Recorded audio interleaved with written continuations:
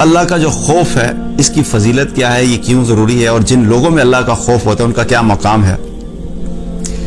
آپ صلی اللہ علیہ وسلم نے ایک حدیث میں بیان فرمایا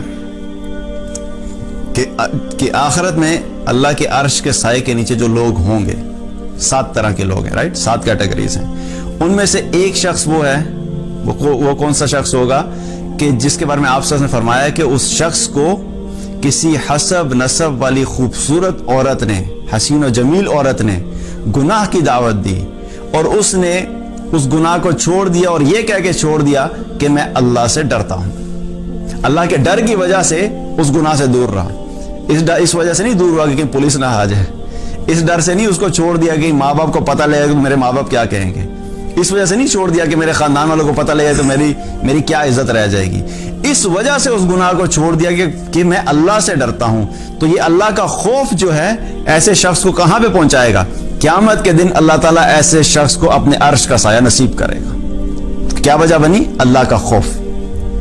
اسی طریقے سے انہی 7 لوگوں میں سے ایک اور کیٹیگری ہے کہ جس کے بارے میں آپ صلی اللہ علیہ وسلم نے فرمایا کہ جو شخص بھی اللہ کو اکیلے میں یاد کرے اور اللہ کو یاد کرنے کی وجہ سے اس کی آنکھوں سے آنسو جاری ہو جائیں تو ایسے شخص کو بھی اللہ تعالیٰ قیامت کے دن اپنے عرش کے سائے کے نیچے رکھے گا. کیا ہوا کہ اللہ کو یاد کیا, اللہ کے خوف کی وجہ سے, اللہ کی محبت کی وجہ سے, آخرت میں ڈر کی وجہ, آخرت میں ناکامی کے ڈر کی وجہ سے اس کی آنکھوں سے آنسو جاری ہو گئے, تو ایسے شخص کے بارے میں آپ صلی اللہ علیہ وسلم نے کیا فرمایا کہ وہ شخص بھی اللہ کے عرش کے سائے کے نیچے ہوگا. اور ایک اور حدیث میں آتا ہے آپ صلی اللہ علیہ وسلم نے فرمایا کہ اللہ سبحانہ تعالیٰ 2 طرح کی آنکھوں پہ اللہ تعالیٰ نے جہنم کو حرام کر دیا ہے.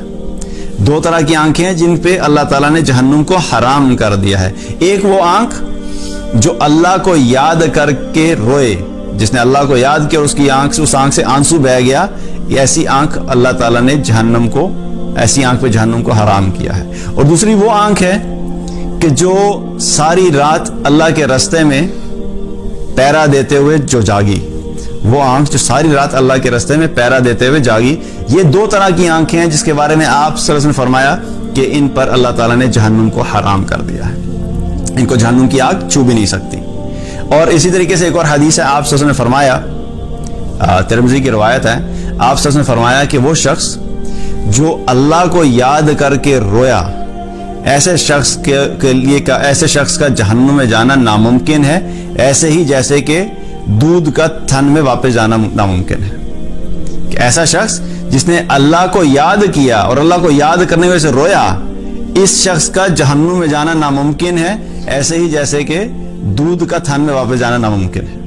تو اللہ کو یاد کر کے جو رویا, اس کے بارے میں آپ صلی اللہ علیہ وسلم نے بہت سارے فضیلتیں بیان فرمائی, اور وہ اللہ کی رضا انشاءاللہ اس شخص کے لیے ہوگی جو اللہ کو یاد کر کے روتا ہے اور اللہ کی ڈر کی وجہ سے اپنی زندگی بسر کرتا ہے اور اللہ کی اطاعت میں اپنی زندگی بسر کرتا ہے. اور صحابہ میں یہ چیز بہت زیادہ تھی. صحابہ کے بارے میں اللہ تعالیٰ نے قرآن میں جو بار بار گارنٹیز دی کامیابی کی, رضی اللہ عنہم ورضوا عنہ, وہ ایک جگہ پہ نہیں صرف فرمایا قرآن میں, اللہ تعالیٰ نے قرآن میں بہت ساری جگہوں میں فرمایا رضی اللہ عنہم ورضوا عنہ, رضی اللہ عنہم ورضوا عنہ. ایک جگہ پہ اللہ تعالیٰ نے کیا فرمایا؟ رضی اللہ عنہم ورضوا عنہ ذالک لمن خشی ربہ. اللہ ان سے راضی ہوگا اور یہ اللہ سے راضی ہوگا. کس وجہ سے؟ کیونکہ یہ لوگ اللہ سے ڈرتے تھے, اللہ کے ڈر کی وجہ سے, اللہ کے خوف کی وجہ سے اللہ تعالیٰ ان سے راضی ہو گیا.